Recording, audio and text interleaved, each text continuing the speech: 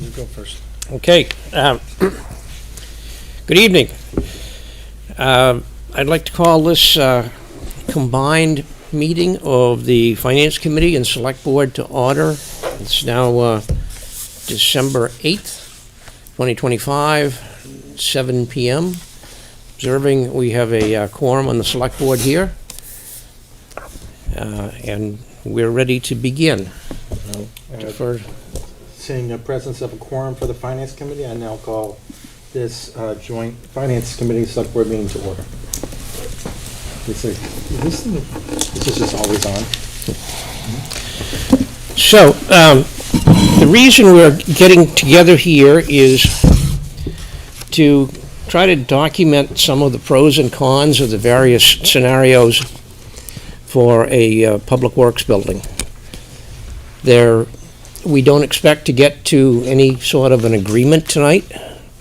It's just to sort of air all of our points of view. Scott Sullivan has produced a deck of different scenario sheets that were circulated around very late this afternoon.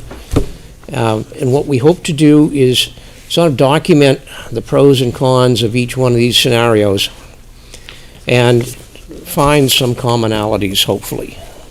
So, the first couple of scenarios are ones that I will speak to because... Can I just Yep. a word or two? When we talk about these scenarios, because I don't believe we're going to know exact numbers on cost of all these things. I'd rather focus not necessarily on price of the scenarios, but just what the scenarios are.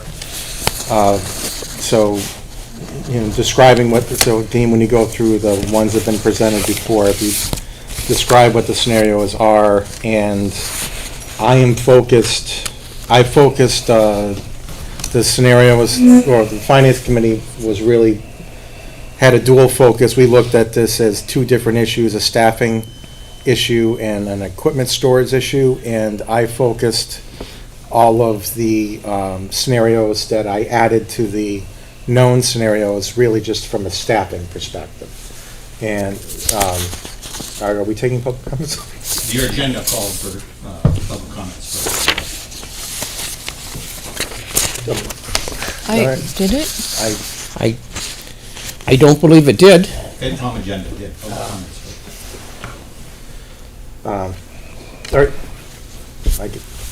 I would suggest we stick with our, at least on the Select Board, we limit public comments to 3 minutes. Fine. Mark said if I just stood up, the mics would pick it. I wouldn't need my own mic. Okay. Hello, Eric, E-R-I-K, Heels, H-E-E-L-S, 17 Forest Road. While I am an associate member of the Transportation Advisory Committee, I am speaking today for myself individually. On September 26, 2024, I made my first public statement about the safety of people and pets in the context of the proposed DPW project. This is my 12th public statement on this topic. At the April 29, 2025 town election, Acton voters overwhelmingly rejected the $36,770,690 proposed DPW project by a margin of 56.41% to 39.51%. And at the May 5th, 2025 town meeting, Acton voters rejected the $3,750,000 proposed town hall HVAC replacement project. Over $40 million of spending rejected by Acton Mr. Heels, voters. Mr. Heels. My 3 minutes are not. No, they're not. They are certainly out because we just checked the posted agenda of the Finance Committee and there is no option here for public comment, nor was there any on the Select Board agenda. You can sit down. Scott, is he right or is he not? I did not actually put a public comment section on the FinCom agenda for tonight. I must have misread the agenda. Yeah. I'll post the comments online. Thank you. Thanks for taking the time to listen to the citizens, Dean.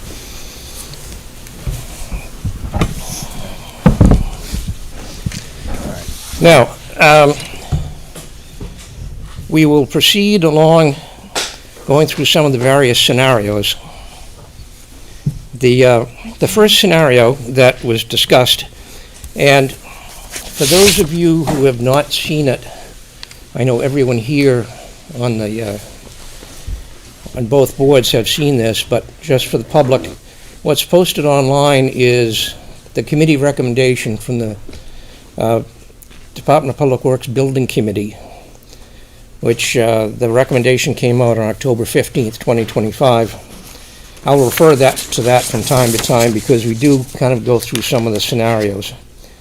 But scenario 1 in the deck, also referred to as option 1, basically it's the original plan with a total of 40,641 square feet and the estimated project cost of $34,438. We want to just take these one at a time instead Yeah, of reading let's through take- all? Yep. That way, I think it'll be more efficient. I think so.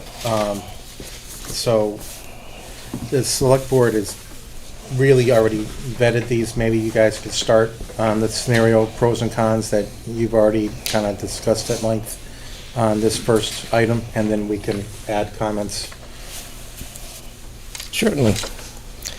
So, option 1, frankly, would be my preferred scenario if money were not an obstacle. Option 1, I think, provided everything that we looked for on a slightly scaled down version. The only item that did not include was the wash bay. That had been eliminated during value engineering. So I think the pro is that it basically addresses all of the needs that were identified in the feasibility study. And it also addressed, well, basically everything that we'd looked for. On the con side, that I think would be somewhat of an issue, is that it would have required evacuating the site during the construction process. And obviously on the con side is it's a very expensive option. Properly escalated, we're looking at just under $35 million. I'll defer to my colleagues for any pros or cons you might have. Alyssa? So you mentioned the elimination of the wash bay, but I remember that there were some other items that were eliminated as part of the value engineering process. And I recall one specific suggestion that I had made at a DPW building committee meeting, which was to eliminate the access for staff from the office area into the workshops and the mechanic bay via an airlock. So once that was eliminated, it saved some, obviously the cost of building the airlock and also some square footage in a hallway, and it would force the staff to go outside every time they needed to get to the mechanic bays and the workshops. But I don't recall what other specific changes were made, so I would just like a reminder of that, so we aren't on the under the impression that it had everything that was identified as a programmatic need in Weston and Sampson's assessment with the staff. Thank you. So I want you to remind us, if you remember. What other? What other things? Was it just making some of the offices Everything got smaller? shrunk. Everything got shrunk. Everything got shrunk. And we no longer had space to grow, because I think there was one additional Right. staff person space that Had was we added eliminated. any more staff, we would have had a problem. Yeah. But I think the most noteworthy deletion was the loss of the wash bay, Okay. and that actually was quite expensive. Yep. Thanks. Any other comments on the select board on scenario 1? Pros or cons? Or does that cover everything? All right. FinCom, Greg.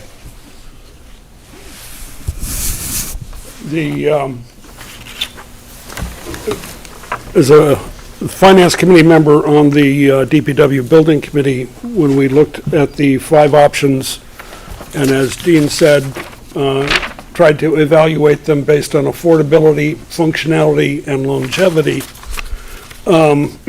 Option one did not pass the affordability test. It is the most expensive option that we had here. But it did pass the functionality and the longevity test. So it was one of the things that we discussed, but in the process of trying to weigh all 5 of these, we all noted that it was the most expensive, which will bring me to the second option, but I'll wait until we get there.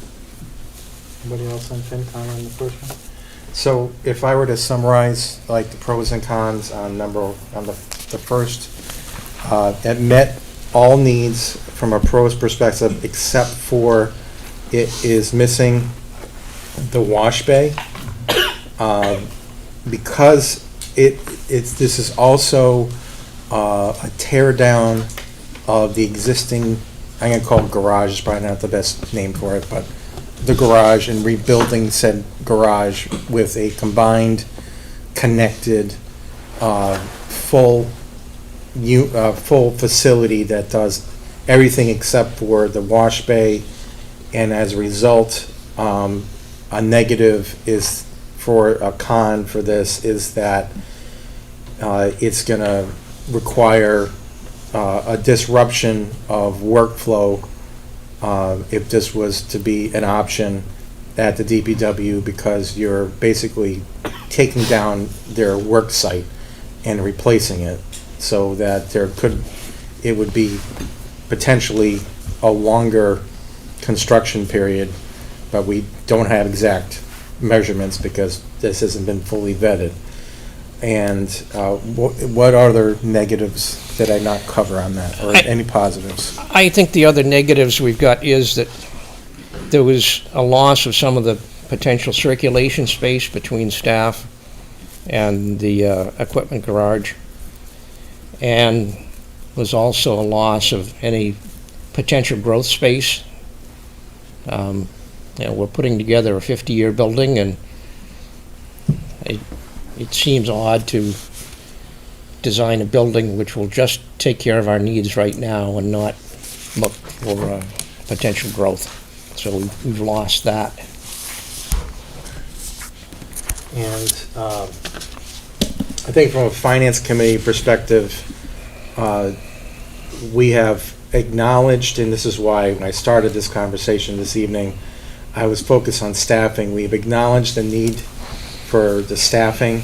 We still have many questions on the equipment, and because this scenario has kind of a rebuilding of the equipment space, I don't want to make opinions. So we're focused mostly on staffing, I guess is probably the best way to say that. So I think we're done with scenario 1. We can go to 2.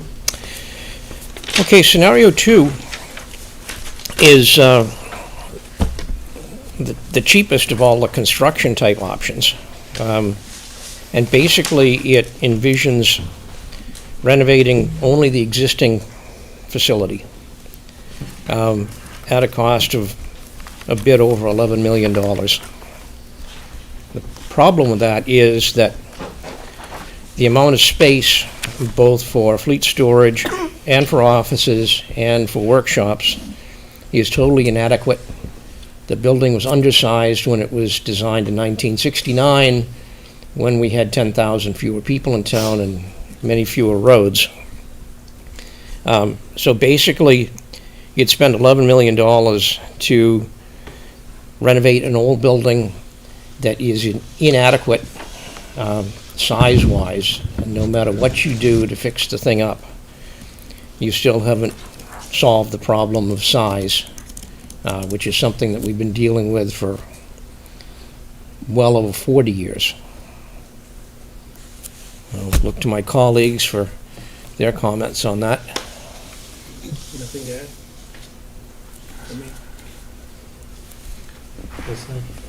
Great.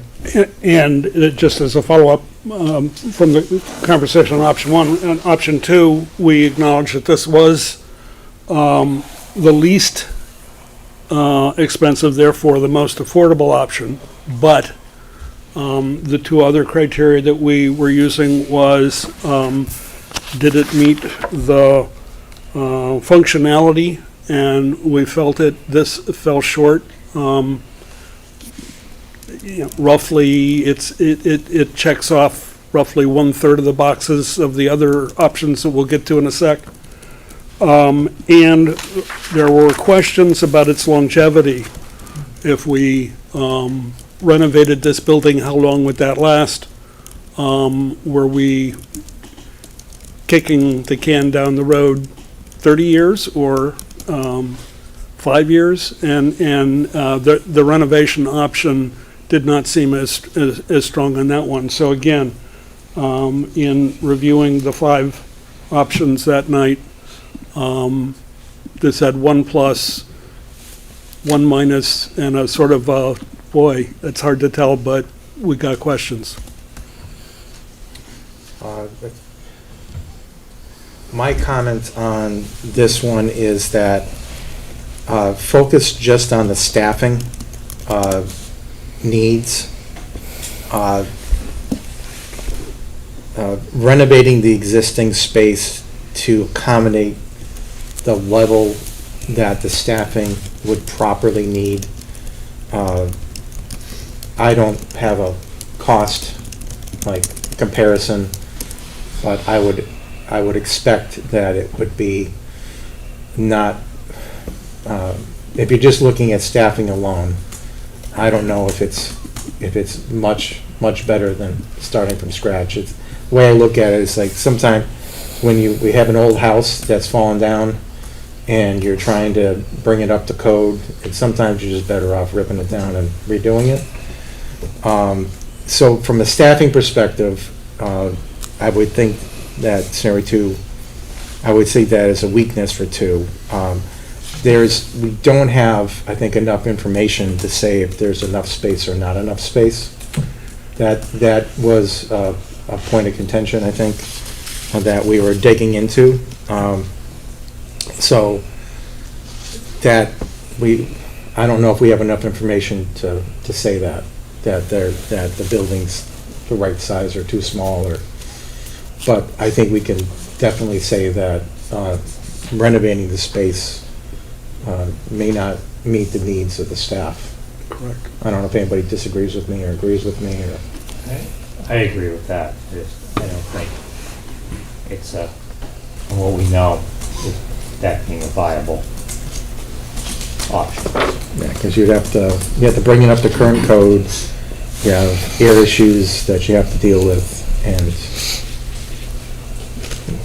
Well, it's not good money after bad money, Yeah. right? You're And- band-aiding it along, and then what's gonna change, and as Greg said, how long is it gonna, I don't see spending today's money for a building to renovate that, and then in 3 years, it'll be like, oh, we have to replace the building anyway. yeah, I don't think that building was designed for staff in the first place. It wasn't. So I feel like when you walk through it, it feels like the staff were kind of squished in there. So, I have as a summary for scenario 2 that the existing structure, if renovated, would still potentially not adequately meet the needs that the staff truly have, and therefore spending the funds to renovate on scenario 2 would be, I don't want to make a decision, but I would list that as a potential con to that. I can call it a bad investment. Yeah, I'm trying not to leave this with opinions. I'm trying to be as sterile as I can at the It's a con. fact. Yeah, I agree with Steve. go ahead. So I would just add to that the operational costs for decades out would be higher for a renovated building. because it's not going to be as energy efficient, so utilities would probably be higher. And I would also say that I'm not comfortable with the use of the word potentially not meeting our program needs. I think we definitively Okay. know that because of the issues with the lack of spaces for female workers. And I don't remember if this renovation of the existing building was able to create those spaces without removing something that was critical for the existing staff. But I Well- defer to folks that were on the building committee. I'll follow up on that a little bit. As far as the adequacy of the existing building, the size of it, I'll refer you to the May 2021 feasibility study, which has been driving all of this. It unquestionably found that the building is inadequate in size, and it's well documented here. This is not a secret document. This has been available in the public domain for well over 4 years now. And this is what we based some of the preliminary designs for the new building. And the findings of this particular report were brought to town meeting and discussed, and that's what got us the design funds for the building that now does not appear we're going to be building. So I think I'll agree with Alyssa. I'm not comfortable at all with the idea that it's potentially sticking with a building that was recognized as inadequate in 1969, and sticking with that in 2025 just does not make sense. So I would... Well, Dean, from a finance committee perspective, we do not have enough, we didn't have, and we still don't, have enough detail to determine if the building is inadequate size or inadequate size. We do have enough information to clearly state that it's not adequate for the staffing. And I understand that you have a feasibility study. The feasibility study is based on the existing equipment, and we have had, the data point that's missing is the understanding and the level of detail of the equipment. I don't want to argue the point. I'm just stating the fact that as a finance committee, we don't feel like we have enough information on that point. I understand you have a feasibility study, but that's just, it's missing complete data for finance committee. Well, we've got a feasibility study, and we've got actual experience of operation of the building for the last 50 years. Fran? I just have a quick question in that when you're, just the clarification of staff, what you're talking about administrative staff? Talking about, I don't think it's scenario 2, I don't think takes care of the needs of all staff. And there's So more all than, staff there's meaning more than administrative staff. Mechanics, Right, I don't feel like Yeah. they have a proper Right. working space. I don't think like any of the staffing area is appropriate. And I don't feel like renovating, I don't want to make an opinion, but I would say it's a con on number 2. It doesn't address the true staffing need. So from that perspective, I feel like scenario 2 is a negative. If it helps to provide some numbers for that, one of the things that the DPW Building Committee did look at were the option scores that the consultant, Arrow Street, had provided. Option 2 got 20 points, which is, there are some things in there that we were looking for, but all the other options are basically in the 58, 56, 65, 62. In other words, it was fairly clear that, yeah, it might tick off a third of the boxes, but boy, there's a lot left that isn't there. So again, if you need a numeric weighing of the scale, that was how we certainly analyzed it. So we could say that the consultants also valued this option low. They rated it low. They were pretty neutral. I was pretty impressed with their objectivity. All right, I'm on for 3 after you're ready. Okay, Thank you, Dean. so option, scenario 3 was a plan to knock down half of the existing building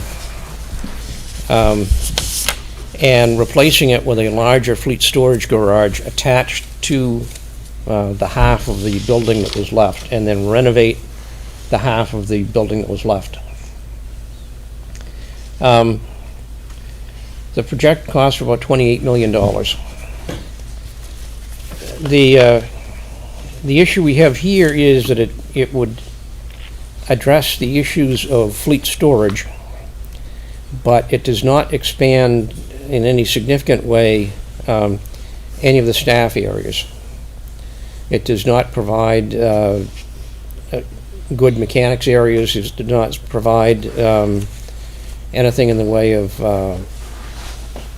amenities for the employees. It does not provide workshops. And since it looked like there was so many negatives, we didn't do a huge structural analysis, but there was some concern as to exactly what the structural impact of taking down half of the existing building is going to be and then attaching to it. So there was it would require a great deal more study to see if it was even feasible from a structural point of view.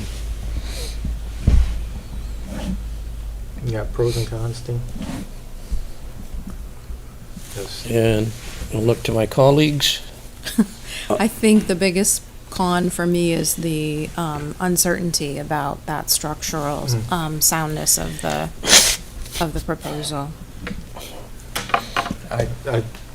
Speaking for myself, I would agree. I feel like you just look at, you do any home renovation, you're always afraid to open up a wall. Second you open up a wall, you find out, oh, we have a plumbing problem, we have this problem. I always feel like half touching something is, you usually end up with bigger problems. Any other comments over here? Steve? Can they hear Steve? Yep. I know. You can hear him? Just move that close to Steve? That's what I thought. Okay. It's good that we can't hear you.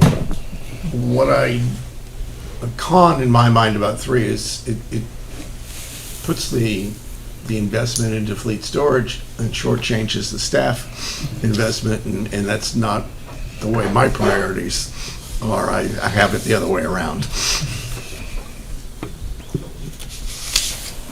Agreed. And when we discussed this along with option 4B, which we'll get to, it looked like 4B put the priorities in the right place, which was on the staff side. So again, there was a moment where we said, should we be forwarding 3 proposals to the select board?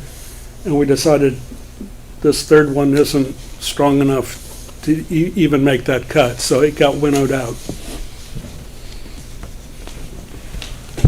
I have another con is that the overall cost is less, but only because you've eliminated square footage, but the square footage cost is pretty similar. It's only $2 off from option 1.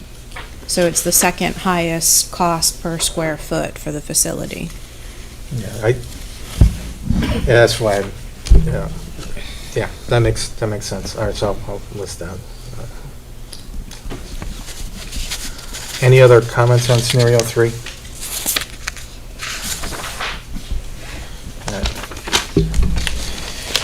All right, scenario 4. I think this is your 4A and that's your 4B. Yep. Scenario 4, once again, it provides a great fleet storage building, but because we're going to build a brand new fleet storage building and then be renovating the existing building. And again, as we've discussed before, you getting into renovating a building that is 50 years old. You don't know what you're going to get into once you get into it. The cost of meeting proper new energy codes and structural codes and retrofitting the existing building be quite high because of the degree of renovation that we're talking about is basically almost reconstructing the entire building. And you might be surprised to hear me say this, but taking the existing building and renovating it and making it just into mechanics, office space, workshops, and that sort of stuff, and take the fleet storage out, you've actually created more space that you're going to totally renovate than the program actually calls for.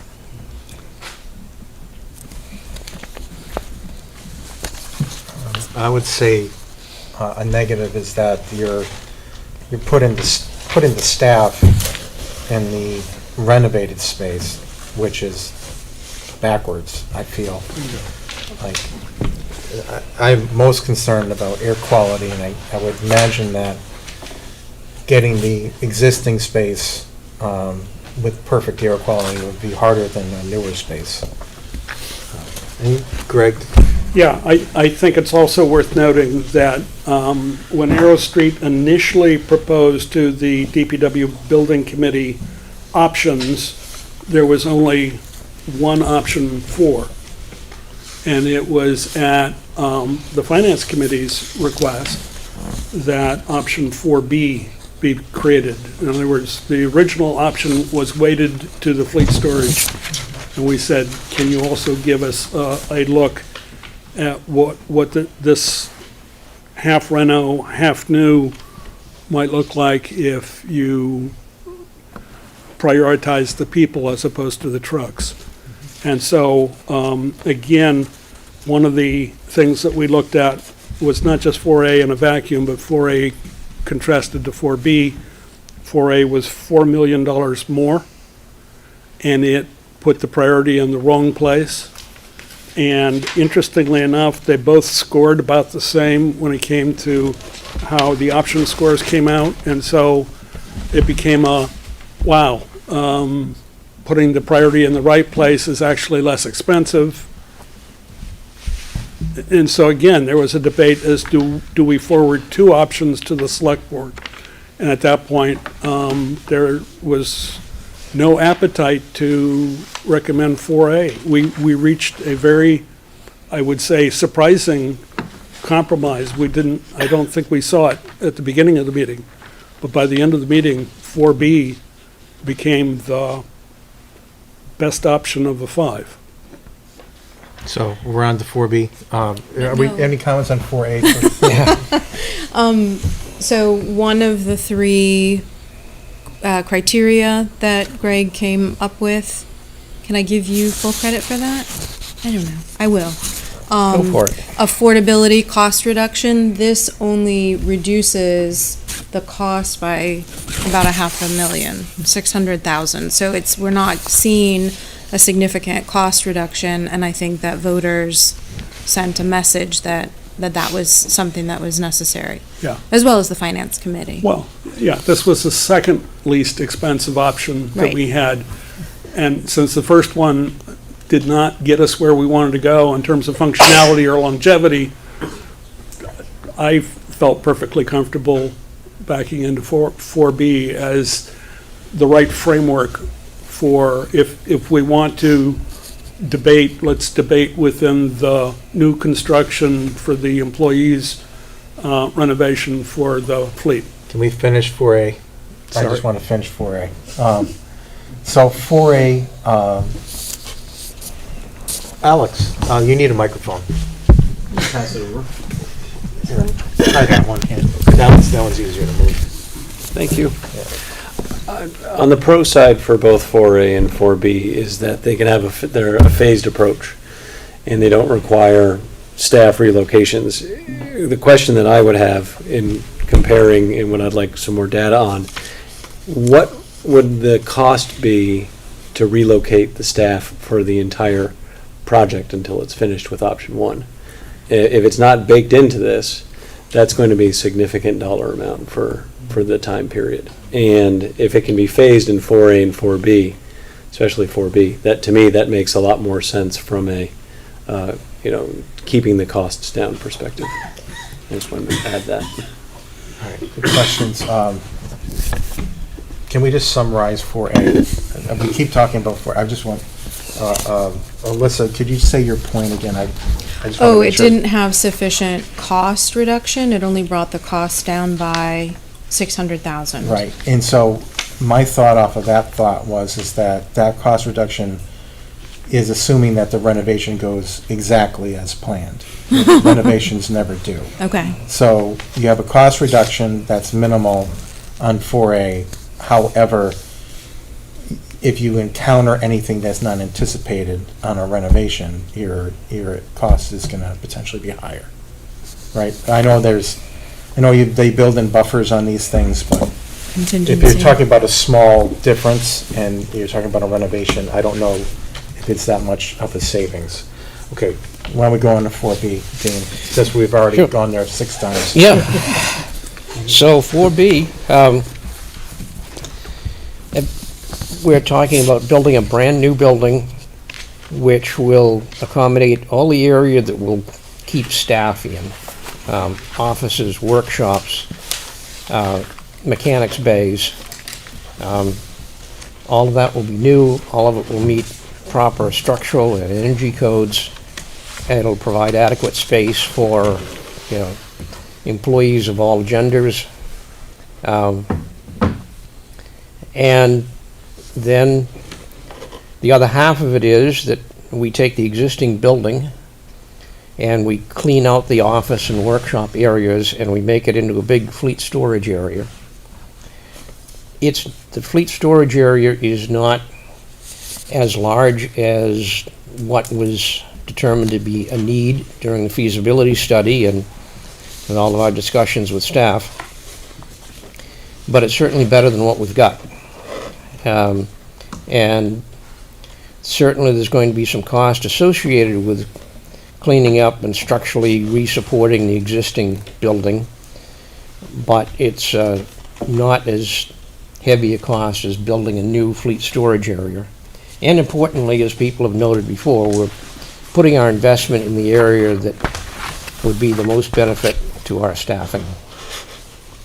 Yeah, my memory from town meeting was that the loudest voices were supporting the people that work for the town and the staff space.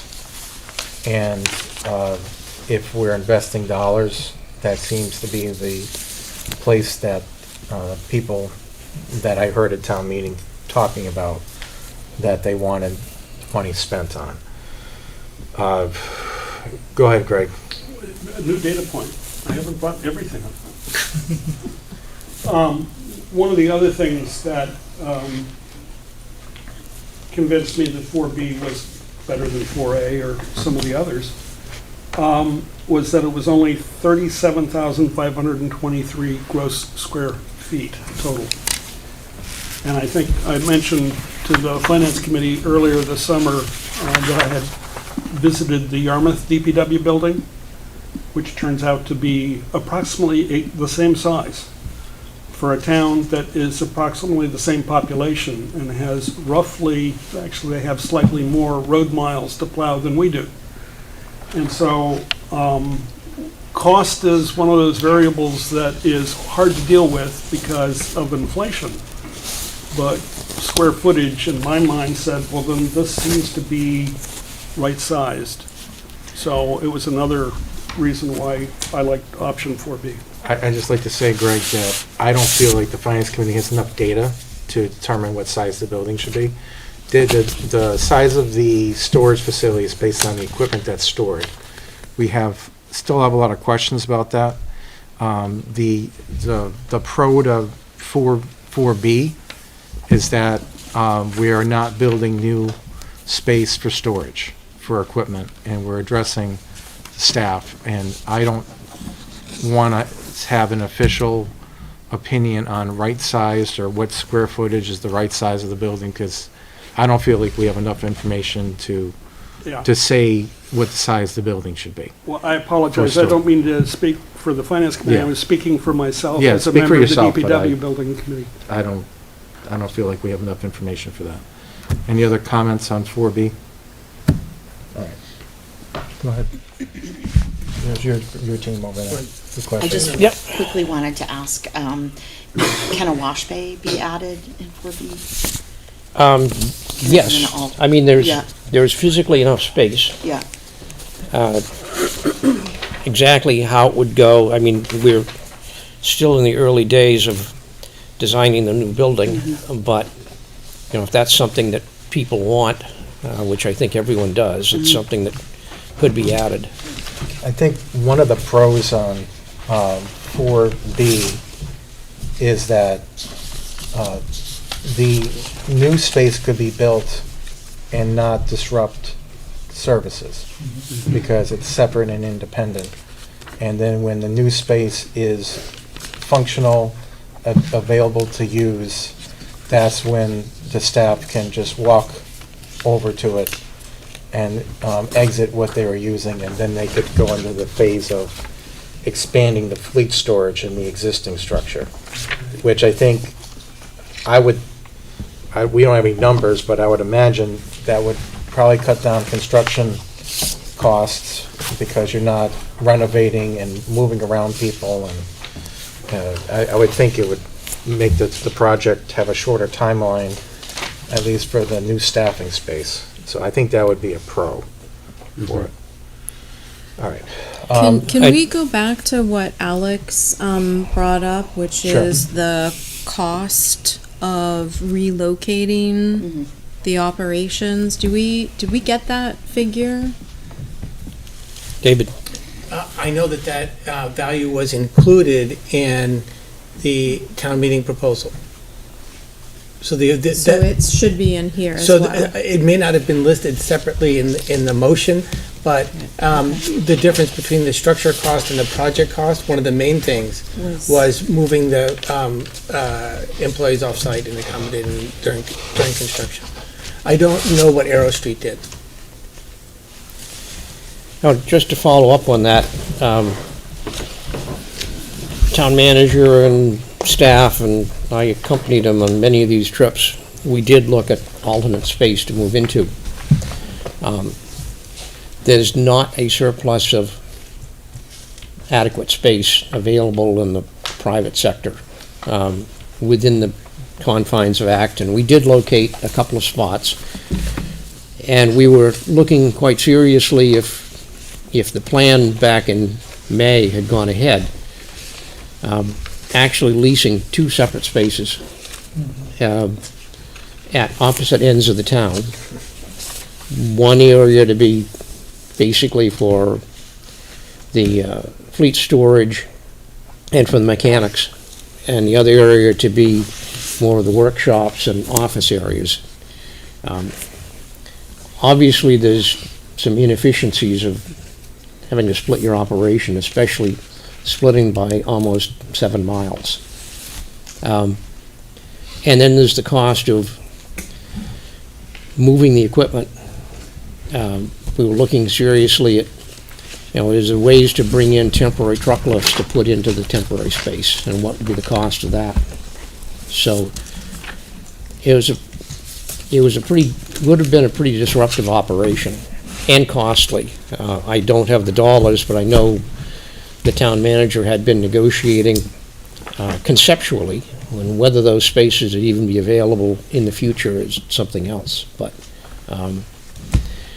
being able to stay on the site and not have to move is certainly a real plus with the 4B, or any of those, even the 4A, if we went with that, which I don't think anybody's advocating.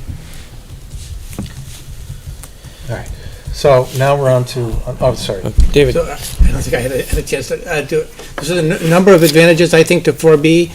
The budgetary estimate for operating costs is the lowest, I think, of all the alternatives.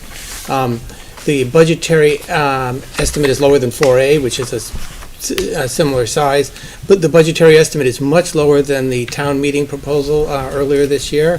A wash bay could be considered in either structure, either in the structure with the mechanics or in the double-sized garage. The newer personnel structure will have longer life, obviously, longer operating life than, and we're putting the vehicle storage in the shorter life structure, which I think is an advantage. It satisfies the personnel requirements similar to the town meeting proposal and doubles the storage. Other people talked about that for the fleet, even though the full fleet is not accommodated. And the separate facilities, or separate structures, I should say, for personnel and equipment inherently reduces the problems for having clean air in the facility. Jake? So I just wanted to make one more point on the size of the fleet storage. It's 18 vehicles, and we could perhaps fit a few more, 2, 3, 4 more, into the mechanic bays once they are no longer occupied because staff is over in the new building. But the fleet analysis that was done at the request of the Finance Committee shows that our plow operations are 26 vehicles, which is more than what will fit. So I don't really want to call it a con, but it's just one feature of 4B is that there isn't enough space for the winter plow operations. Yeah, there's other options for storing vehicles besides just, and I know it's not desired, but you could store vehicles at an unused fire station. You could store vehicles in other parts of the town. We don't have any tangible proof that keeping vehicles outside is going to deteriorate the material life of the vehicles. So there's as I said originally, we have a lot of questions on the equipment, and we can debate equipment all night long, but I really would like to focus on the staffing, because I think we all agree that dealing with the staffing this is actually related to staffing, Scott. Even if you're not convinced that we need to keep these vehicles inside to extend their life, which Weston and Sampson provided analysis, maybe not enough data, but the winter storm operations are carried out by staff, and to have the vehicles indoors so they're not covered in snow or ice is pretty critical for safe and efficient staffing work to get out there. And yes, maybe they can be over in an empty fire station. Right, and when there's a winter storm, and it's still not be just the covered. town staff plowing the streets. Correct. We hire contractors. Yeah. So, Yeah, for the contracted vehicles, and it it's sounds like another we almost double the 25. staff when Yeah. we have a storm, so Yeah. we're contracting out almost twice the headcount of the town for plowing the storm, so those vehicles don't have to be in the same location. Correct. So, Yeah. but again, I don't want to focus on equipment because I feel like it distracts from really objective. What I'd like to get to is just, I'd like to cover the pros and cons, especially in these next slides, because they haven't been really documented as well as the others, of discussions that we've had in the Finance Committee, discussions that came up previously in open forum, so that we can just list some pros and cons of these and just march through them. So the first one is to do absolutely nothing, which is scenario 6. And since I'll lead on the pros and cons on these, since I listed these out, I think the con on this one is that there's complete agreement from the Finance Committee, I believe, and all the Select Board, that the current staffing situation is inadequate. irregardless of what's going on with the equipment. To do nothing would be to say that we are going to ignore an obvious need for staff. So that would be my comment on 6. Anybody else want to say anything? Or not, we can move on. Move on. Unless you have, I would also add that, the current facility doesn't meet accessibility requirements, which impacts the public and contractors who want to visit. doesn't have the male the female site- showers. The site doesn't meet current stormwater regulations, and that can be addressed if we choose one of the other options. I'm trying to think if there's anything else that's environmental. Because it's fire, building, accessibility, health, stormwater. Yep. So I guess only the stormwater is the environmental one.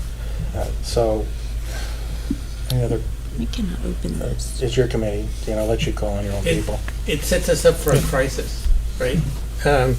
Yes, there's nothing required us to start doing something next year, but the longer we wait, the more we're setting ourselves up for a crisis, which would be horrendously expensive and disruptive. I don't understand the crisis comment. What's a crisis? Well, at some point, the building will fall down. There are structural problems in the building. They can be fixed, but it has to be renovated. I mean, there's no doubt that there's structural problems in the building.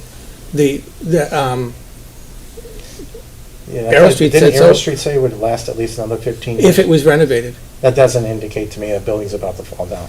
it's an unreinforced concrete block building with cracks in the walls. You can't get much less structurally sound than that. Okay. Now, that building can be fixed up, but it do nothing doesn't mean it means it's specifically not renovated. So the difference between this and scenario 2 is this, I mean, it has to be setting us up for a crisis at some point, right? Who's to say when the building will fall down, or when we'll have a severe health problem by an employee, or what the crisis is?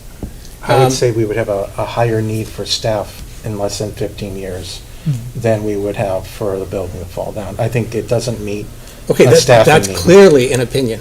Right? Well, We do have earthquakes here in Massachusetts and in Acton, when was the last earthquake we had? just a few years ago. I Did the felt my building fall down? house shake. Yeah. No, my house did not fall down, but stuff inside my house That fell down. building's been up since what, 1960 what? 9. Okay, it hasn't fallen down yet. Correct. Yes, but that it will doesn't- one day. When it gets done. That is Yeah. true of every building that succumbed to an right. earthquake, but it didn't fall down Don't before want to it get too did. sidebarred here. Plus, it's not, I mean, But if you're thinking about staff. you were saying that you wanted to avoid opinion, right? The fact of the matter is that there will be a crisis of some sort with that building. I mean, no building lasts indefinitely, right? And so, we could debate what we think the crisis might be, but there'll be a crisis at some point. At the risk of forming opinions, is there anyone here that thinks we should do nothing? I mean, we're arguing over nothing? Well, I think Kind of how I that, summed it up.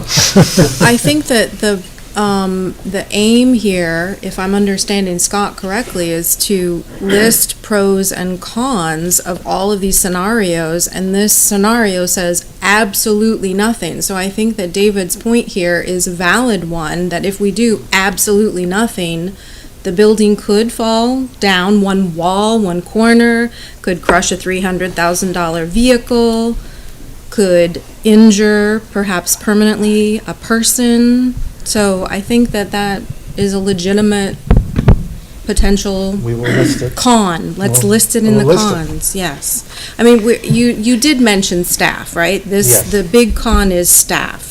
We are not currently in compliance with OSHA regulations, so I think that David's point that there is a crisis potentially waiting to happen if we do absolutely nothing is completely legitimate.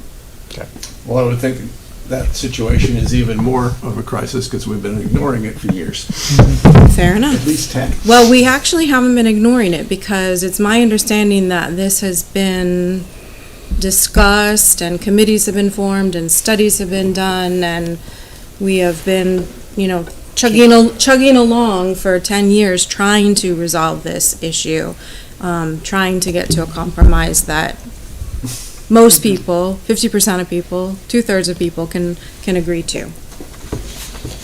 Move the previous question. Yeah, thank you. Fine. All right, scenario 7 is, and this came up a lot when we talked about it as a finance committee, is why can't we, instead of building a building, lease space or buy an existing building? So the slide that would be in the packet that not everybody can see, I grabbed from today's real estate commercial listings, and mind if I grab this key in my, these are for distance. There is, like the first one I did a search for commercial real estate in Acton, and it listed built in 1985, a 20,000, 57,000 square foot building available to rent at 100 Discovery Way. I have no idea what that building is or like what it is, but it's not suggesting that we use that building. The scenario pro and con is, the pro and con of leasing space or buying an existing building versus building a solution. It doesn't, so the example I'm listing is not saying, I'm not saying we are to use that, I'm just highlighting the map is all the available real estate in town. I have no idea the sizes of all these other buildings, and that's the pro and con. Want to just list out why we would or why we wouldn't purchase something. So I would say can I speak? Sorry. Yeah. So I would say the big con for purchasing a building is the cost of that, in addition to taking it off the tax rolls, the commercial tax rolls. I don't think that taxpayers in town would appreciate us bringing the commercial tax base down. They want us to bring it up. I also looked at office space to rent when I heard your discussion about renting office space. And the range that the AI summary says for Acton office building is $14 to $30 per square foot per year. But because I don't like to put all my faith in those summaries, I looked at a specific office space as you did, which is, I can't remember the address, but it's on Main Street across from the Post Office Square Road. I think that was one of the options we looked at for renting for senior center. So it's, and it had enough space. So our space in option 4B was, 8,400 square feet. So this had spaces that were between 1,500 and 9,950.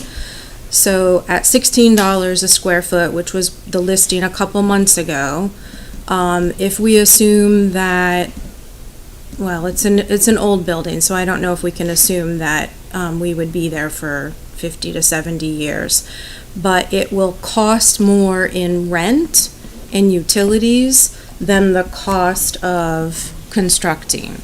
So we're not really saving any money. So if we assume that, say, we build option 4B and that building lasts 70 years, if we don't do that and we rent instead, then we're going to be saving we're going to be spending an additional $4 million to rent. And that's like if the rent stays $16 a square foot a year, which it won't. It will go up. And then if we only stay there 50 years. I'm so confused right now. It'll be a How many couple years, million. can I just ask you how many years you looked at to get to your? I just break-even point? multiplied by 70 years because I'm anticipating that this building will last 70 years, and that, we'd be spending $4 million more in rent if the rent stayed the same. But if we only stayed here for 50 years, because that's how old the building is currently, and we're thinking about creating a new one, then we would be spending $2 million more. Well, the whole, And- the function of rent is that if you take rent and you compare it to a purchase price, it's just, you can run rent out until you exceed the purchase price. So are you talking about renting a place for our highway facilities? I just saying Just the that. office staff. Yeah, right? Just the office- staff? Just the office staff. Yeah. I think keeping them together is a pro. Write that down, Scott. Yeah, you can write it down too. For morale, and, I mean, they all work arm in arm, so I think separating them is not a great idea. Yeah, that piece doesn't really fit into my analysis. I was just looking at dollars, like, oh, yeah, there's lots of office space in town, and it's empty, and it's for rent, so should we rent it? Well, it's actually gonna cost us more to rent than to build a facility, and then we have the added bonus of the efficiencies of the department all being in the same place. Talking about, office space and rent, I've got some experience with that. We rented the one floor of 42 Nagog Park back in the 1980s when Town Hall was being renovated. And, you've got the moving cost of going there. We had to move the entire Town Hall operation there. And then we paid the rent, and it worked okay for a short period of time during the construction period. But I don't think that it's going to make much sense to do it over a long period of time, 20 years or so. We also, when we were renovating the north wing of Town Hall, we moved some people up into Nagog Park. At the strong recommendation of the Finance Committee back around 2014, we decided to not pursue building a new senior center on Arlington Street and rent instead. And it seemed like it was going to be a great idea. So the town manager at the time put the RFP together, and many of the spaces that people said, oh, this stuff is available. It wasn't available when landlords were going to have to commit to 10 years for the town of Acton. And the prices that people were talking about were quite different than what had been projected initially. We looked at a building on Post Office Square.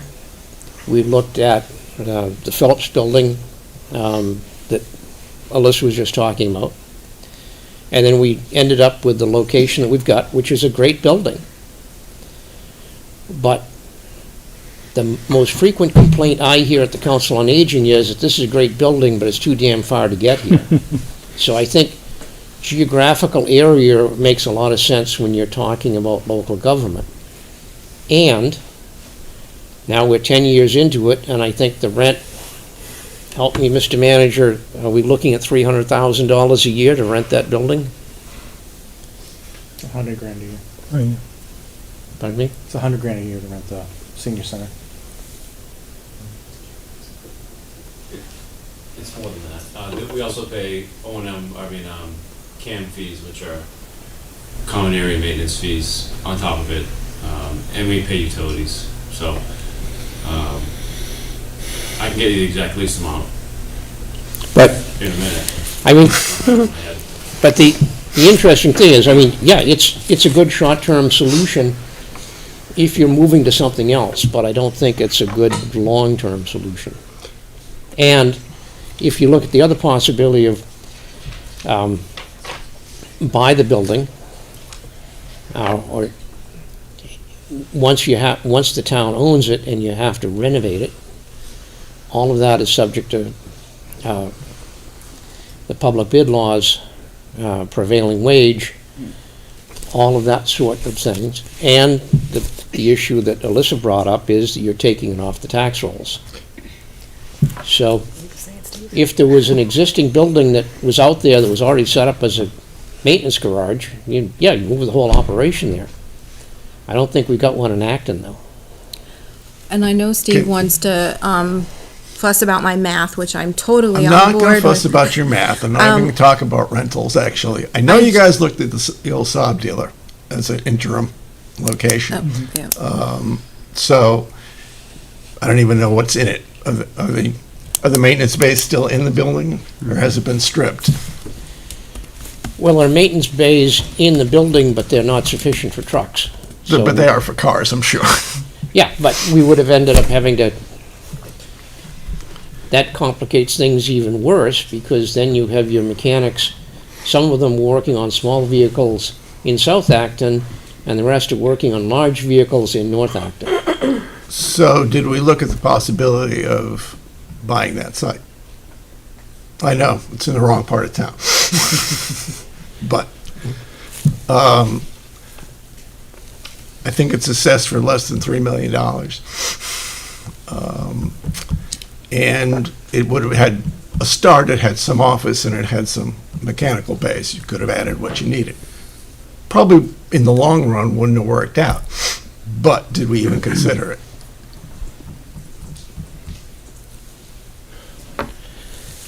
Jim? It's a process observation. We seem to have changed from trying to list pros and cons to trying to figure out whether it's right or not. And if I'm following Scott's logic, I think that's not a helpful direction for tonight. Yeah, we've done that before. It took a couple hours and we didn't get anywhere. Yeah, so. I think just to list pros and cons would be best. Well, the con that I would list for that, in addition to the cost of rent, and I didn't even factor in CAM. Dean, you said that it was okay when staff were temporarily relocated to North Acton, but I have had conversations with a few of them that said it was pretty terrible being separated from their colleagues that they need to work with. Go down the hallway and talk to somebody. I know you can pick up the phone, it's not the same. So, to separate the staff in a single department is a con, in my opinion. No question. What worked okay was when we moved the entire town hall to Nagog Park. I talked with people who, during the North Wing renovation, who got moved. Most of them weren't born when we moved town hall. Well, they're retired now, but yeah. David has something to say. Yeah, Alex had Oh, sure, yeah, 42 Nagog, we actually, when we had our startup just a few years ago, we rented it. I did the commercial arguing to get that office space, so that's pretty funny that it was moved there too. So the con is, for this one, it is not a long-term solution. The pro is that when you are doing a commercial real estate lease nowadays, especially with the market being somewhat soft, is that literally everything is negotiable. So it can be turnkey. You get a 10-year lease. The owner of the building will renovate and/or set everything up for you, and you can move right in, and you give them your requirements. You move right in. The rent can be negotiated to whether it goes up, it goes down after 2, 3, 5 years. I've moved our company 3 times in the last 6 years. I've done it all. Well, because as you outgrow the space, you've got to get a new space. We've bought out leases and all of any scenario you can think of. But there's an insane amount of flexibility. Technical term, insane. There's an insane amount of flexibility that can be had when going to lease commercial space, and there is a lot of space available in Acton right now with that regard. So that is a pro. Just as an aside, as somebody who spends his time monitoring the number of toilet flushes in Nagog Village, there's a lot of empty office space. So the thing about taking a property out of the commercial tax base and losing the property taxes on it is the loss in tax revenue is almost certainly dwarfed by the debt payment on building something new. So from a taxpayer perspective, you're better off leasing and taking that out of the tax base for now until you sell it and put it back into the tax base. The other thing I say is everything, all of these options, except for option 1, I guess, they're all interim solutions. Because if we renovate one in 5 or 10 years, we're going to renovate the other side. If we lease, eventually we're going to get out of that lease and build something new. They're all interim, except for building an entirely new facility. So I don't think we should discount something because it's not a permanent solution. None of them are. So that's a con for not. David. Several things. One con is no single building in town will work. We're definitely at least into multiple buildings. With customization costs, in addition to rent and other costs that Alyssa outlined, it's really not clear that it would be cheaper. And there are disadvantages to separating any of the office staff, but half of the office staff can't be separated. Half of the office staff are supervisors to the crews and need to be with the crews. The remaining office staff, we only have 9 office staff, right? The remaining office staff, 4 or 5, depending on how you count them, right? They could probably be in any office, but to put them in separate from the rest of the department is a clear disadvantage.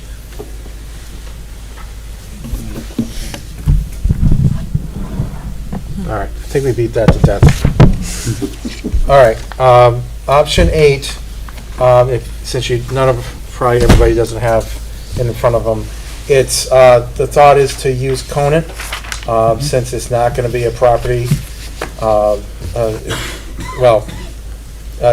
not to use Conant with the assumption that it's not gonna be used by the school. So there's a con already. There's 2 slides for slide 8. Slide 1 shows that it's about 1,200 feet to Conant, and that it's 1,200 feet from the garage to Route 2, just driving out. And I did check that you can make a path from the DPW building to Conant without going over wetlands. So this has come up numerous times. This would just be to move the staff, not the mechanics bays, not the, just moving the staff, only staff, to Conant. And ideally, knowing that 9 people are not going to fully occupy Conant, the other thought would be is to multi-use it as a senior center and get the senior center into the center of town near the Arboretum and release us of the cost of what Dean highlighted as something that ended up being not as beneficial, I guess, to the town as we thought it would be. So that's what this is. This has come up a handful of times as we've discussed the DPW, and I think we should just list pros and cons of this, knowing that the first pro is that the town does not own the property. But my understanding, and everybody can correct me, is that if the school were to vacate this property, it would be sold back to the town for $1. And if it was immediately occupied, because I confirmed this at the ALG meeting, if immediately occupied, it would not require the immediate investment to renovate the building, to bring it up to, electrification and all these other things that makes it a multi-million-dollar investment. So you could minimize the cost and have the staff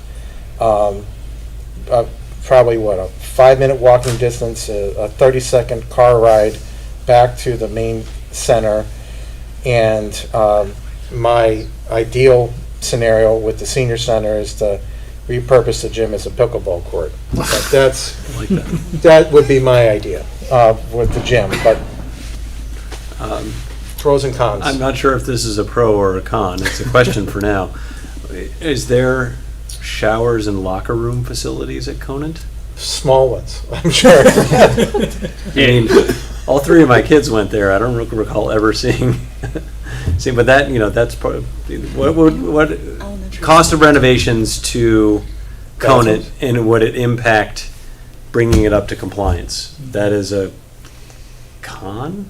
You would have to change out toilets and that type of stuff. Yes, I Megan. have a question. When you say moving the staff, but not the mechanic bays, the staff work in the mechanic You bays. have 9 so, people that are in cubicles that we're building office so space for. are we talking about admin, the 3 folks that are in the Yeah, I was told entry there's 9 people office? that are in cubicles. And then you've got the DPW director, the engineers, the deputy director.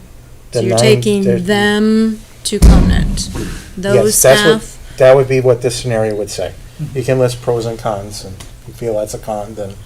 so I would say that having the DPW director and the DPW assistant director, town engineer off-site as a con. Do you consider that off-site, 1,200 feet away? I think, a couple of cons that I would suggest is, I've seen this movie before, which was when the building, which is now the admin building, was actually Miriam Elementary School. And it was declared surplus. And it was clearly a town building, it was not a regional building. And DeRay Hunter and I and some other folks approached the schools, the possibility, Greg, it's probably in your generation. And there was great reluctance, if not total refusal, on the part of the schools to give up the building. Not that they needed to use it, but they wanted to preserve their options. So, I don't think Conant School is in play at this point because we don't know whether the regional school will actually declare it surplus and will actually turn it over. And we're dealing with several entities, town of Boxborough voters being one. So there's a problem. Schools told us back then in the 1980s, yeah, you can take the building and you can renovate it for town hall, but if we need it back in 4 or 5 years, you guys have got to find someplace else to go. So I'm not sure that Conant School actually is in play at this point. That's one thing. Another issue we have, I think it would, we could move the 9 people. I think it's a really bad idea to split the staff, but you could move the people into 1 or 2 classrooms. Yeah, indeed, they would physically fit. Be terribly inefficient. I think if the building ever becomes available, it might be great for a senior center and lots of other things, but I'm not sure that this is the right scenario. Jim? Well, for listing pros and cons, pros that it's potentially less expensive. It's also potentially more expensive. True, but it has of all the various scenarios, the various things that could go wrong, if it does go right, it is less expensive. So listen, I'm listing that on both columns. Got one of your, So I think a pro is that it's essentially co-located. Alyssa disagrees with me, but I think they're co-located. I think that Conant will be available, because otherwise, they've identified as part of their AB forward analysis that to keep that building online would require $17 million, and that's an old estimate. Yeah? I was just shaking my head $17 because million it's old estimate. 50 to 100 No, million. that's to replace it. They were saying the $17 million was to Yeah. the No, the renovations. $17 million was from 2014. I know, and it was also for renovations, not replacement, right? It was for My point is, if they try to keep that building, it blows up their analysis. And then the regionalization agreement, it did say that if they if they didn't use a school, the town shall buy it back for $1. But So, they're keeping it for at least 1 more year. are they? Yep, as they transition. Okay. That was discussed at the AB Forward meeting last week because they need to figure out where all of their programs are, including I thought that there's not going to be anybody there after-school. next fall. So they've already assessed this with their council, and as long as it's occupied, even if it's just by furniture and equipment, it's still a school, so they don't have to sell it back to the town for the next school year, and they need to maintain it in order to do the transition that's gonna be required. Figuring out, maybe they need to move furniture over there while they renovate something to fit the students in the new schools as whatever configuration, and then they move furniture out. I don't know. It'll be at least one more year where it will still be owned by the school and occupied. Okay. Yeah. But that doesn't help, I don't know, if you're using that as a con to this, the fastest a solution would be built for the DPW would Right. be, it wouldn't even start until, what, 2028? Yes, I'm not using it Okay. as, well, it won't be available for a year, so we can't pursue that.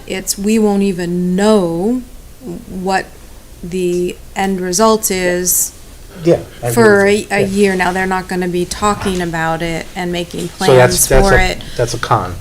for a while. Unknown status, Unknown timeline. unknown timeline is a con. Status as well. I guess I'll call on Dave if you want. So, if the town got this building, we cannot just assume that we can use it for DPW, right? The town would definitely have a process to figure out what to do with the building. Just for, as a matter of comparison, to decide what to do with the piece of property on River Street, just to decide what we wanted, took a year and a half. And that's just a little empty piece of property. Conant is way overkill for 5 cubicles. The heating cost itself is tremendous. And 1,200 feet is almost a quarter of a mile. If you had to go- It's a shorter distance than the kids do walk at the Boardwalk School, from the Boardwalk School to the tennis courts. That's 958 square feet. I mean, it's 958 feet.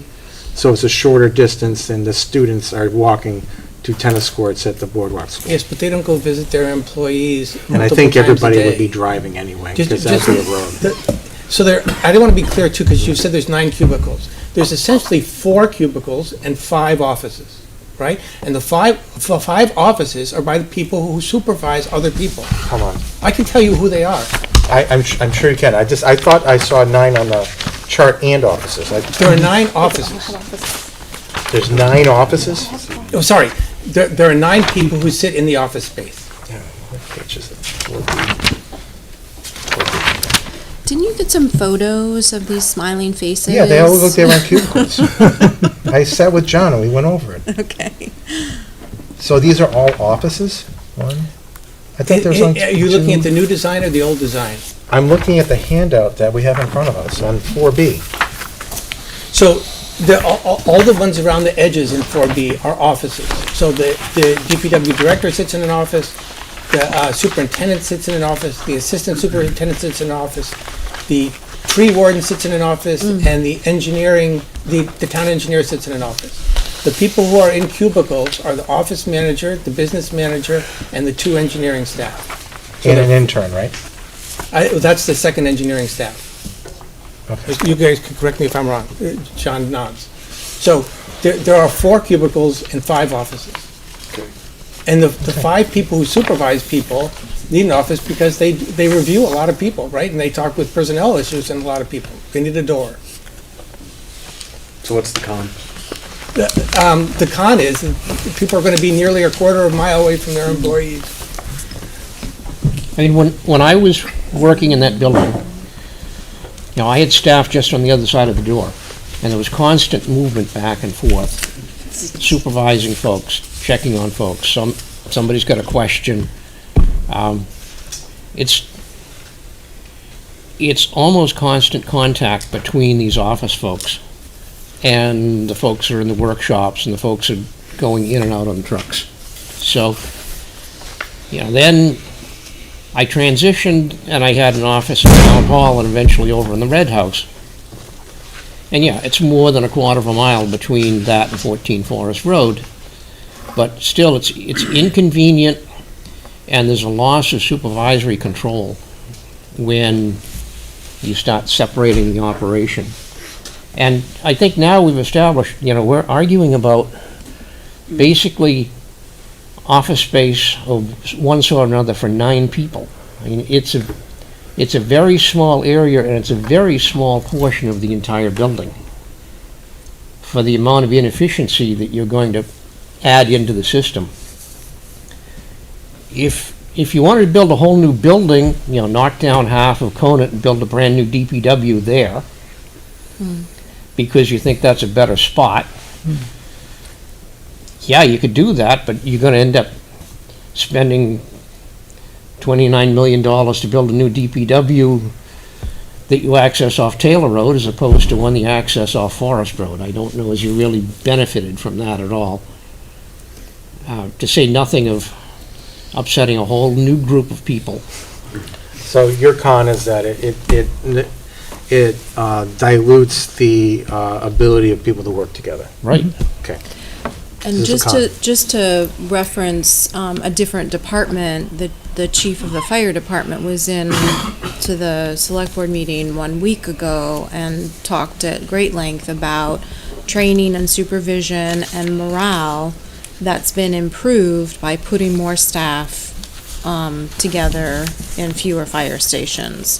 So it's a very real thing, whether we're talking about the fire department or the public works department, I think.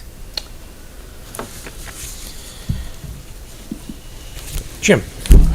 Scott, you may think we're done with this, which is quite possible, but if you think we're not, I was confused about how using Conant would interact with these other scenarios. I mean, does it include an assumption about, whether we're redoing the building for the vehicles, or whether we're redoing a building for some of the other staff, or? This is a very good question, Jim.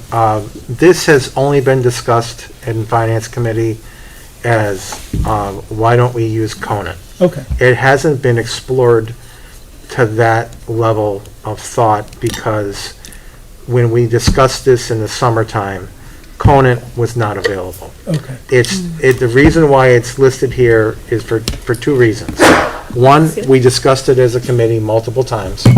And 2, it seems reasonable to expect that the school is going to lessen severely their use of the actual physical property. To what extent, we still don't know for certain, which is listed as a con.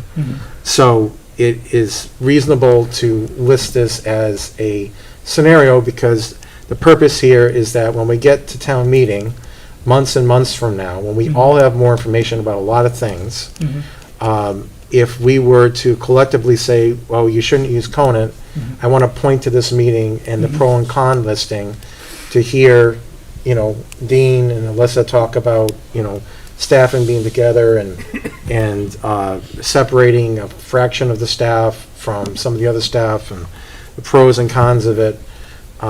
I just want to just be black and white, binary, like this is thoughts on it right now, and there's a lot of information and a lot of ways this could be spun that, we don't know what it would look like, Okay.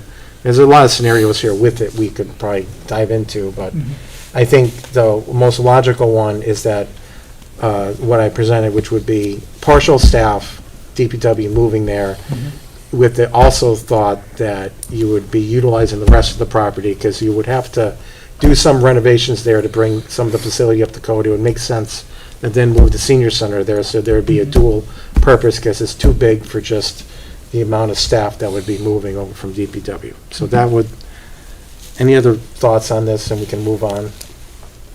No? The previous question. Thank you. Scenario 9 is moving staff to existing buildings. On this slide, I just have listed all the properties. I have not investigated all the properties. I do not know the true capacity of all the properties, but we have discussed this in Finance Committee. I'm looking for the group here to advise if there is space for 9 people, because I know they all didn't originate at the DPW. I know some were moved there historically or someplace else, but that space could be used up now by other staff positions. Is there space for 9 people in another town building? So this is only town buildings, not Correct. office building that we might rent? This is just Okay. town, because we already handled the rent lease in another question, so it's just moving staff to a building. So I'll start off, and we've got a listing here that I know some people can see and some can't. It's the listing that the town manager put in his Yep. budget package Yep, of absolutely, yep. all the properties Yep. on in town. So, 3 School Street, it's been sold. Woodlawn Cemetery Chapel. This is a great place. It's Quiet. it's quiet. It's a little dark. Get there through the Woodlawn, woods. I like it. Woodlawn Hearst House, well, 300 square feet. It's a quarter the size of my barn and has the same amenities as my barn does. Are you offering your barn? Well, More- instead of listing all. of them, Yeah, Yeah, let's like, talk we're just- about realistically. Yeah, So realistically, Engineering moved out of you know, my house. here's a, I don't think anybody's suggesting that we move the office staff to the transfer station. 2 buildings listed here on Maple Street, both are on long-term lease to the Acton Food Pantry now. So, I don't think, if at some point a decision is made to go to a 3-station scenario for a fire department, yeah, maybe we'll have a space that needs to be renovated, but, you know, there'll be a space. But we ain't there yet. And we have the same problem that we will with moving the office supervisory staff to the Conant School, except they'll be further away, depending upon which fire station they go to. So, the thought that, and there's one other issue that's going to be coming up shortly, is that eventually there's going to be a major renovation project at Town Hall. And we're going to have to move everybody out of the Town Hall for that renovation project. Which project is that? That's just for the HVAC system. And Yeah. finding spots to put all those people in, now you've to add another 9 people into that mix. So, Maybe you can get them in the Conan. yeah. Yeah, they'll all fit in the Oh. cone. I- Hey, hey. If all the timing works, that would be great, but I mean, that's an issue that we have, with, you know, you made the statement about, well, people have moved back into the DPW because they moved from someplace else. Well, actually, they moved back and forth repeatedly, depending upon what the function is and that sort of stuff. We moved the engineering department out of DPW and put them in the Red House for a couple of years and found that it was not effective because there wasn't the opportunity for the engineers to interact with the folks that are actually doing the work. So it's basically all of the same problems you have with eliminating that supervisory control for your employees if you go someplace else, if we even had the space. There's also a need in some of these buildings for emergency equipment storage. So a lot of that, well, I don't know if a lot of it, but some of it was at Maple Street. And when the Acton Food Pantry moved in, that had to be moved, I think, maybe into the Windsor building. But these are like the fire chief's generators and cots and, you know, things that we would need in an emergency. So there is a need for some space that's municipally owned to store emergency equipment. And certainly the Windsor building is not accessible. Yeah, what's So missing? accessibility is an issue. What's missing in the equipment analysis that I asked for, but I wasn't specific enough, is the detail of the redundancy of the vehicles. Redundant equipment in town, so equipment that's not being actively used. Oh, I that thought is you extra. only asked for DPW equipment. You asked for Well, you're talking about all- other equipment right now. I was talking about emergency equipment, Yeah. like generators, All right. not vehicles. Okay. All Yeah. Okay, so emergency generators, all right, that's fine. All right, so, Jim has his hand up. Jim? one of the reasons I like exploring scenario 7, 8, and 9 is they're all potentially responsive to what happens in the David Martin disaster scenario. I mean, if we suddenly discover that, the building is definitely not going to be occupiable in a year, so it's like sort of a medium, slow emergency, it's good to know that there are temporary solutions. The advantage for me of scenario 9, the one we're talking about now, is that it's entirely within our control. The town can move people around without having to, sign lease agreements or figure things out with the regional school district. So a pro of that one is that it's under our control. So just wanted to say that. Do we have to call it that, though? Yes. Oh, come on, you got to the naming of the David Martin Scenario. That was just a light moment. It's okay. I don't have to call it that. Any other comments on 9? And we can move, I only have 10, so. I think help me wordsmith this a little bit, but I think a con is if we are to relocate any number of staff into one of these buildings, is there compliance issues, or, will our renovations need to take place? I mean, the one that pops into my mind is I drive by the Morrison place every single day, and the barn's empty and the house is empty. And, well, I mean, there may be some things in the barn, but, like, I've seen I've seen houses like that turned into office spaces in the past, so, but what's the compliance? So I think there's a con there, but I'm not quite sure how to word it. Unknown renovation costs or code compliance costs. Yeah. Code. We actually looked at specifically the Morrison house. Some years ago, we looked at the possibility of making that into some kind of office space. And one of the issues is that it has a very small footprint. So in order to, get office use on the second story, you're into an elevator for public use area. The house is quite small. We were looking at, being able to put, 2 or 3 people in it. In point of fact, we used the ground floor of it for the clerk of the works office when we were building the new public safety building, because it was free. But it was not suitable. The condition of the building has gone downhill over the years. But and a similar sort of situation would happen if you said, if we did have one of the fire stations decided was surplus to fire needs, you need to put offices in there. Unless you're going to put cubicles in the equipment bays, you're going to want to move them upstairs.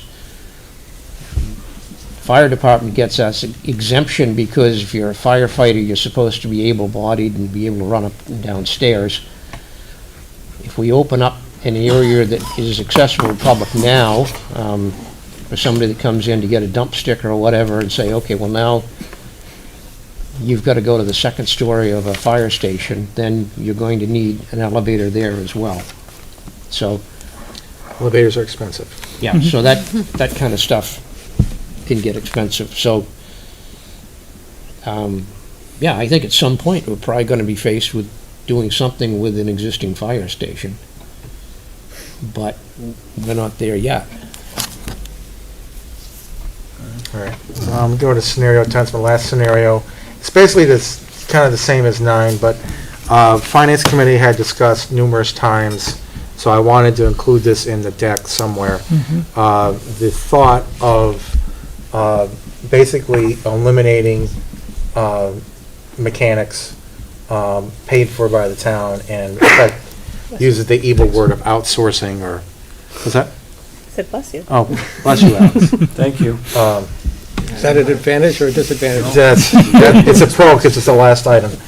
So, this one I would, as opposed to dealing with some of the other items on this, I think we should list the pros and cons of I know I'm not saying it the best way, but effectively outsourcing the mechanics. Because this has come up numerous times. I heard it one meeting by a member at the senior center, raised the question. It's come up numerous times, because if we outsource it, then we don't have to build the building for it, we don't have to, have the staff, and, or if we're doing something like this, we should have a regional mechanics thing where we're working with other towns and sharing the cost. So if we could maybe do it as a two-parter, one, do pros and cons eliminating, and two, pros and cons of trying to do some type of regional thing with it. I don't know, I'm not saying that's the best way. There's a lot of people with hands up. Well, the first thing that, as far as eliminating the mechanics and saying, okay, we're gonna outsource, and indeed, a lot of stuff does get outsourced. A lot of the specialized equipment, like the fire trucks, need to be sent out. And I think one of the closest place to do a fire truck repair is in Milford.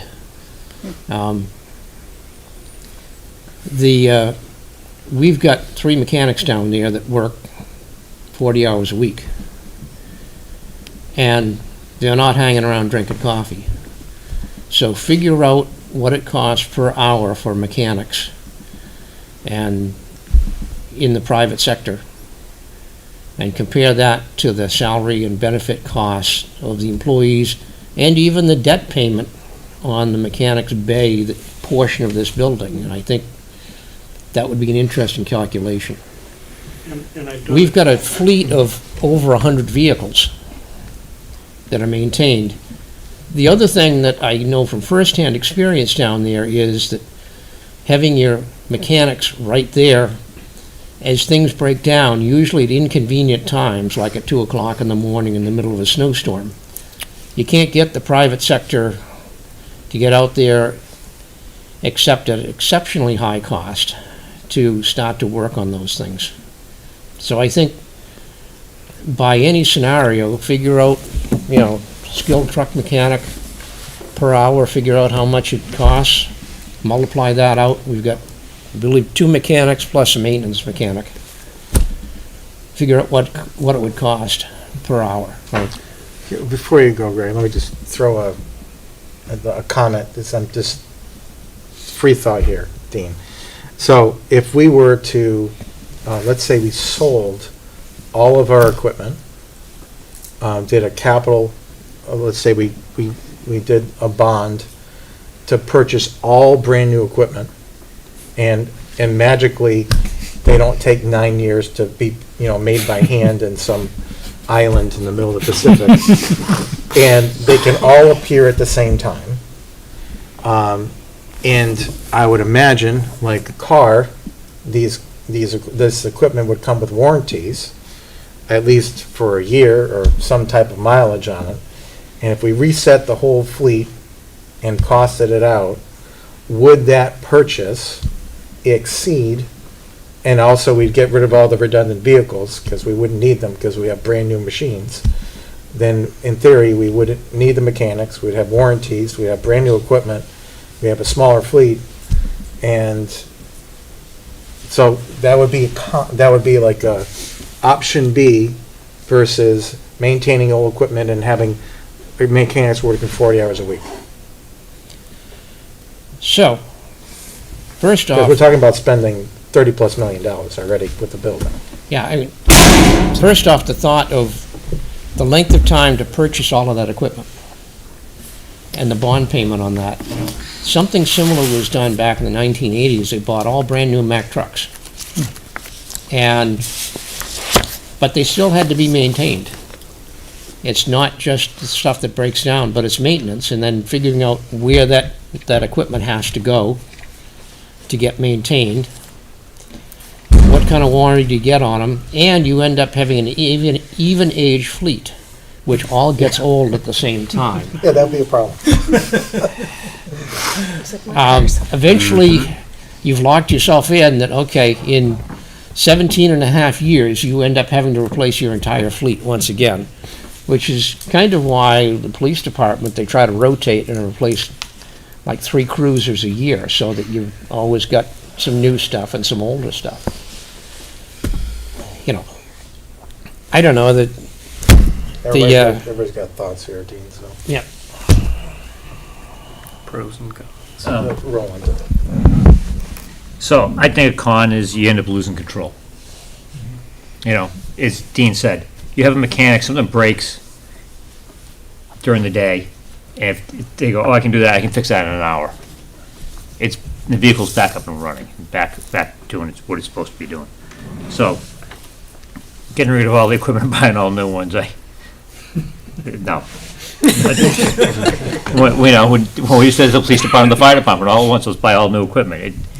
It doesn't work that way, right? You look at any, like a major airlines, they're not buying all new planes, because it's, as we can see, these all have to be phased and cycled and everything else. I think probably having the mechanics, I know how much, as I said, to get a repair done on tire pressure monitoring system for 4 tires, and it's over $500. So, the parts probably didn't cost $100, right? But that's the reality. And a mechanic right now, if you bring it into a shop to get it done, is starting at $100 or above per hour. So, I just think it's better to have our own in-house mechanics as much as we can to service our equipment. So to summarize some of what I've heard, it sounds like a pro is that there would be a potentially lower construction cost because you'd have some fewer number of repair bays. And the con would be that it would cost more to operate because you'd have to be hiring people at professional rates. Good point, Jim.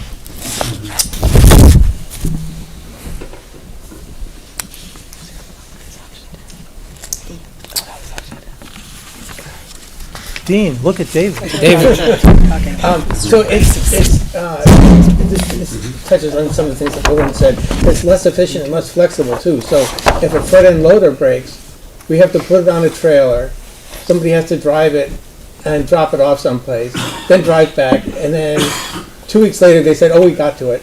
And we have to drive there again with the trailer, put it on the trailer, and bring it back. And so that's just anything, right? What do they do for the thing that takes an hour to fix? Do they go and sit in the waiting room and, doom scroll? I mean, they can't go back to work. Here they can just tell the mechanic, oh, the hydraulics are broken, and then they go back to work on another piece of equipment. Well, if it does break down, you're still putting it on a trailer to get it to. Yes. As much as we all can throw stones at this, I will point out that I think it's the Collins Center and some of their fleet evaluation tool metrics does recommend that you outsource some of your vehicle maintenance. Yeah, As a absolutely. best practice. Yeah, it's a spectrum. Somebody's running a set of numbers somewhere. Yeah, and I've had to run those numbers. So the magic formula is 2.7. Excellent. Okay. There you go. So here's 42? No. Yeah, something like that. So here's what I heard from Dean already that answers the question I think that we're trying to get at. If we have people who are engaged 40 hours a week, whatever it is, 48 weeks a year, whatever it turns into, full-time. Fine, that's full capacity. If we were hiring people and we could find work for them to do 6-7 months a year, but the other 5, they were sort of sitting around waiting for things to go bump in the night, then outsourcing does make more sense. And that's where then the formula comes in. The analysis is, you're already taking some stuff out. That's because you need it occasionally. That's where outsourcing actually does make better sense than having a full-time person waiting to fix something twice a year. So it's a capacity management, and it sounds like we've got 3 guys who are fully engaged. And I apologize for saying guys, I should probably say staff members, because in the future we will have robots. Females. Well, yeah. So I have a question about that, not for you, but just about what you said. When the mechanics do not have a vehicle to work on, are they the ones who are building things? Like stone walls on Taylor No. Road or road Mechanics. signs? There's always vehicles, if not vehicles, then trailers, if not trailers, then, Okay, you know, So it's lawnmowers, there's always something. other a staff backlog. that are building things in the workshop. Yeah, Okay. there's a backlog. Got it.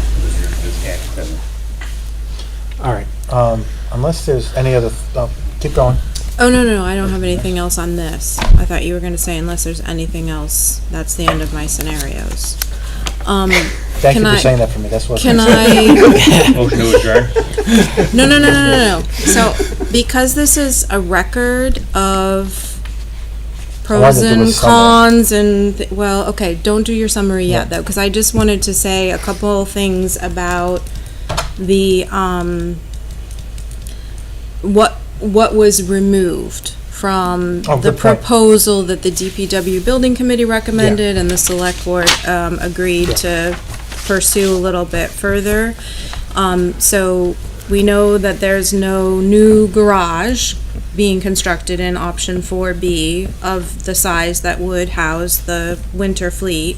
There's no wash bay, maybe sometime in the future. Thank you, Corinne, for pointing out that all of these, except option 1, are not permanent solutions. One of the conference rooms was eliminated, one of the kitchenettes was eliminated, and then I already mentioned the access between the office space and the mechanic and workshop areas through that airlock. So all of those have been removed from the original programmatic need analysis that was done. And then the other thing that I wanted to say is, in response to how expensive this is, right? None of us want to spend $30 million on a new building. And I know it's really hard to compare the costs because, as Greg mentioned, do we have the same number of roads? Do we have the same number of cemeteries, storm drains, et cetera? But just looking at the square footage here, what I've seen in other projects that were recently built, like 23, 24, is a figure that's about $700 a square foot. It was, earlier, like pre-pandemic, when we were getting $300, $350, $400 a square foot. So looking at these square footage price, we are in a place that seems to be just what construction cost is now, so I don't think that it's accurate to say that it's overpriced. We may not think we need all of the things that are here, but the square footage cost is in alignment with projects, and that's because construction inflation greatly outpaced that, 6 to 7% inflation generally in 21, 22. Construction inflation was like 12 to 14%, much higher. A grand total of 42% over those years. Thank you for that. But, and that was the one thing that I kept looking at, is that I initially thought that maybe this was the tariffs that the Trump first administration had brought out in 2019. But it turned out even when he was out of office from 21 until the end of 24, the construction prices stayed high. Yep. And so whether or not we hope that the new tariffs of 50% on steel and other construction materials go away someday in the future, it looks like the construction costs are at this higher price point and are likely to stay there. That's, I wish there were some shortcut around that one, but that's just the economic reality. Go ahead, Jeff. Which suggests to me, Greg, that one of the cons that should be in a number of the scenarios is that it's gonna cost a lot more to complete the whole project if we delay half of it for, 10, 15 years. I'm fine with accepting that, but if we're listing pros and cons, it's a good one to make sure we The only represent. scenario that anyone talks about and where prices might come down Mhm. is if we have another Great Depression. Right, yeah. I'm not rooting for that one. No, but it would lower our taxes. No, it wouldn't. If it's okay if I can just have some summarization thoughts. The main reason why I didn't want to focus on cost on this discussion is I feel like it distracts. The one thing we say for certain is that we don't know what the cost is. Inflation was very high the last few years. Inflation's down. Prices have come down in some areas. Prices remain high in others. We know that investment in the country is much higher than it was in the last couple of years, and that should have a positive impact on a lot of things. We don't know what we don't know about the future, and what we're trying to do here, instead of, and from my perspective, instead of picking dollars and numbers and trying to decide if they're right or wrong, is to just factually go through what I feel were the most common discussion points when this came through the last time, which were scenario 1 through 5. What building design should be presented that meets the needs and accepted needs of the staff and the town. So I feel like in scenarios 1 through 5, all are presented. It's been vetted by Arrow Street. And the other scenarios: do nothing, use Conan, buy a piece of property, move the staff, rent, lease, don't have mechanics.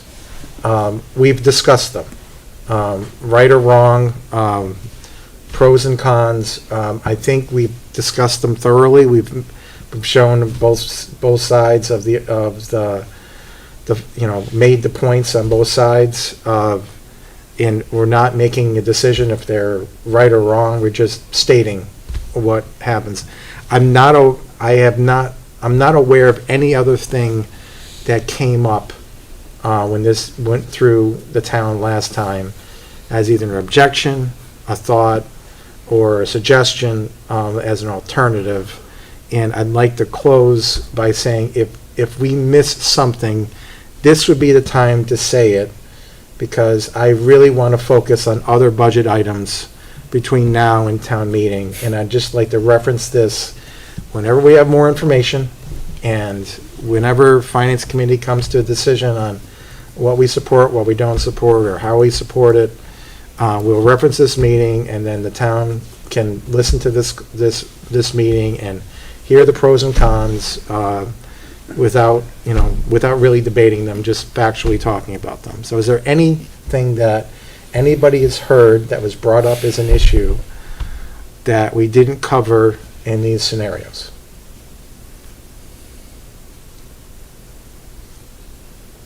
All right, I'm done then, so. I move to adjourn. Yes, thank you. Yeah. Moved and second to adjourn the select board. All in favor, say aye. Somebody make a motion. Opposed? Motion to adjourn. Abstention? Second. I move we Adjourned. adjourn. All right, I think we're Did you done. call your meeting to order? I did. Okay. I oppose.